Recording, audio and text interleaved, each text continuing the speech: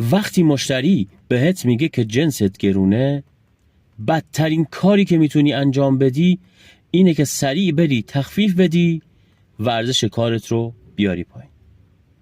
وقتی مشتری میدونه که با کلمه گرونه میتونه تو رو تحت تأثیر قرار بده و ازت تخفیف بگیره، میفهمه که حتی اگر قیمتت هم منصف‌ترین قیمت بازار باشه، باز هم میتونه با تخفیف بیشتر ازت خرید کنه.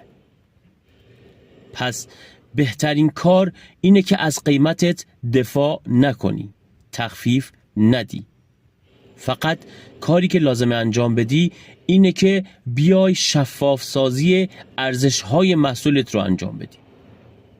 کیفیت، تجربه، پشتیبانی و مشکلی که قرار از مشتریت حل بکنه.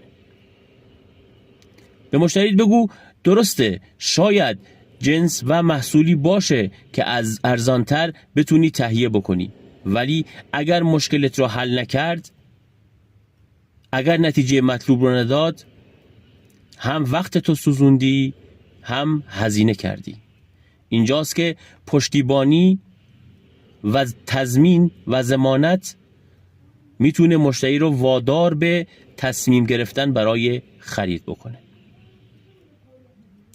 تو ویدیو بعدی بهت میگم چگونه مشتری معمولی که یک بار ازت خرید میکنه تبدیل به مشتری وفاداری میشه که بارها و بارها میتونه ازت خرید بکنه.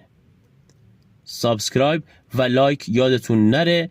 اگر فروشنده‌ای و دنبال فروش هستی اینجا بمون.